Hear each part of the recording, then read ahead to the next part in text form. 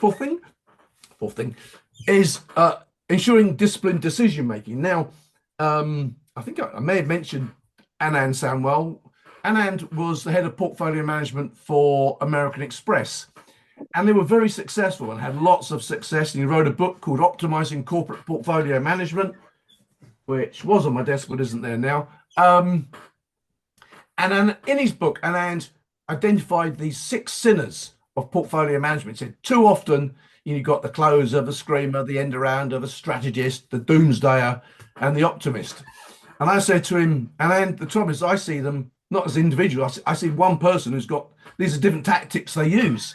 You know, the screamer, you've got to fund me, bam, or the end arounder. I got a phone call. I didn't. My office got a phone call and they said they came running into the pub. It was Michaela's birthday. So we took a drink at lunchtime and Stuart came running in. He said, Steve, we just had Baroness Scotland's office on the phone. Baroness Scotland was one of Tony Blair's buddies.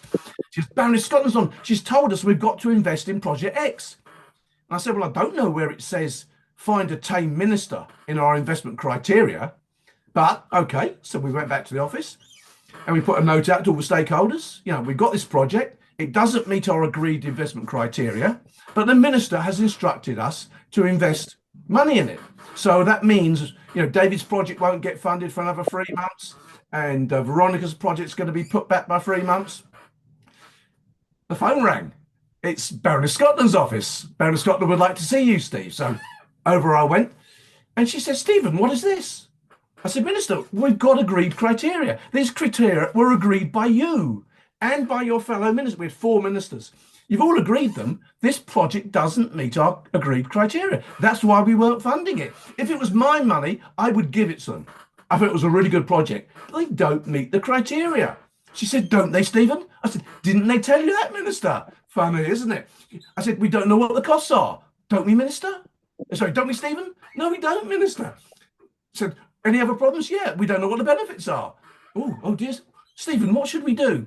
I said, Minister, why don't we say we'll give them 20,000 or 50,000 to sort their business case out. And then if they manage to do that, then we'll, thank you, Steve. You start having an intelligent debate, but you have these guys. Anyway, so I always found it of interest, thought not much more about it. And then I was walking in northern Spain.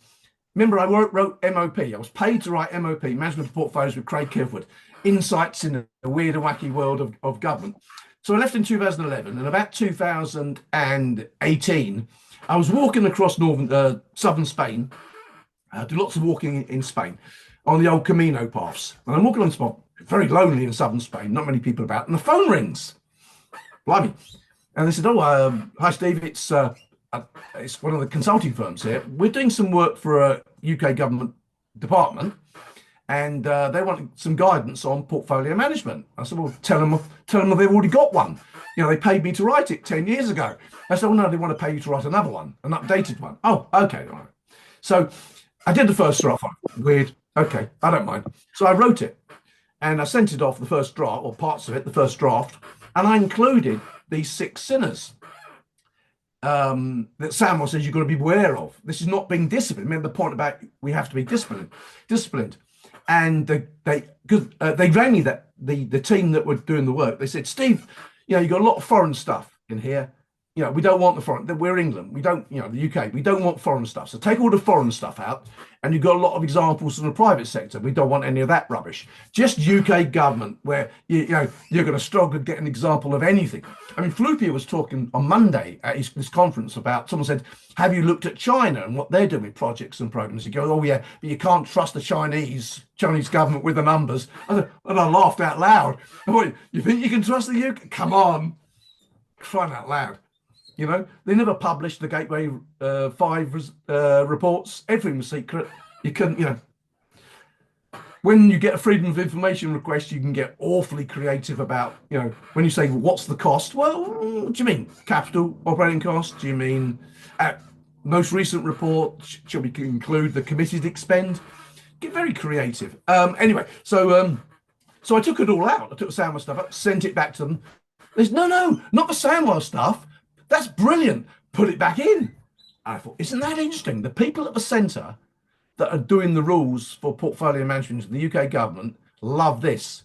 That means it must be the world in which they inhabit. And they put it out for review. And the number one comment coming back was from government departments was can we have more about these these six sinners? Can we have more Samwell? And I thought, isn't that interesting? So it's the real world, unfortunately. So we need to deal with that. How are we doing with time, David? Are we okay? I think we're okay. I can take a brief. This other point, and there's that John. Oh, I haven't got it. John Doerr. It's not here. John Doerr says the number. Remember, he's the OKRs guy at Google, and I think he worked at Intel as well originally. I think that's where he got the idea off Andy Grove. John Doerr says the number one cause of project delay is unrecognized dependencies, and dependencies are what we call logical dependencies. This is where project A can't continue unless it gets a deliverable from project B. So there are these and there can be interdependencies as well. A relies on B and B relies upon A.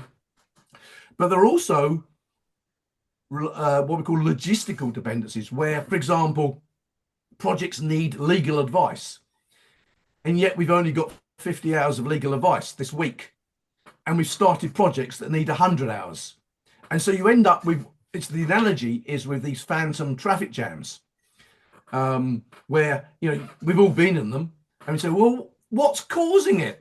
There's no accident. It's just that people drive at, if everyone drove at exactly 70 miles an hour, it'd be fine, but people don't. Some go at 65, some at 75, and so the cars start bunching up. It's as soon as a motorway gets beyond a certain capacity, the number of cars, then it's inevitable. It's a law of physics. It's a law of mathematics. It happens. And so the important point is to start with understanding which of your resources are constrained, and then what's called stagger your project delivery. This is about doing projects at the right time. So I might say to David, your project's got a great MPV, it's achievable, but David, we can't start you this week or next week or the week after because you need advice from the solution architect, and the solution architect is currently working on Veronica's project. And you might say, well, mine's more important. And there's nothing worse than Veronica starting on one thing and then swapping to something else, then swapping back again.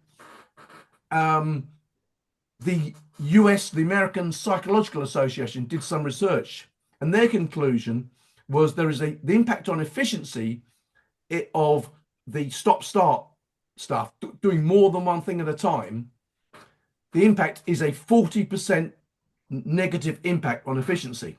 And that's, in essence, the whole system just slows down. And everything, you see the quote from SEMA, if it works for the US Navy SEALs, you can't get cooler than that, can you guys? Come on. Slow is smooth and smooth is fast. Wish I'd said that. But yeah, so don't work out how much of the legal time have we got, how much solution architect time, and you don't overload those resources. Ideally, you want them working on one at a time. The analogy is like a relay race, and we don't want. So it's David. David is the reviewer, and David's got to sign things off. We don't want David. I was talking to someone doing all the other non-essential stuff. So we said, David, whilst you're on this activity, I said to my team at one point, as we do this, guys, I don't want you doing every time HR rings up and says, oh, we want to hold a meeting to discuss what our future vision should be. No one's doing any of that. With all the extraneous activity that drives you away from the core job. So this is job number one for the next 6 months. This is all we're doing. And when I had my annual review, that guy John Suffolk said, you're the Rottweilers. He said, you've achieved a lot, Steve. How did you do? What have you done? I said, well, I told the team the only person that gets involved in that is me. I'll do it, but none of my team. I don't want any of you doing it, so that everyone can focus. We're not going to play the corporate game. We're going to do what we. And he said it was noticed. So obviously people had complained to John about it, and he said, no, leave him alone. Leave him alone. Just see what he's doing. I said, we're just going to focus on the most important 3 things for the next 6 months, or 3 things. 3 things at a time for 3 months, 6 months, and a year. And we were able to achieve a lot. And that's a lesson there about the way that we manage our portfolio. Not starting too many things. It's called the theory of constraints. People may have come across it. It's really interesting stuff. Goes back to 1980, mid 80s. Eli Goldratt. And then it was applied to projects with what's called the critical chain methodology. And now it's been moved into the world of, then moved into portfolios. And this idea of project staggering and focusing on your constrained resources that can be the bottleneck. So slow is smooth and smooth is fast.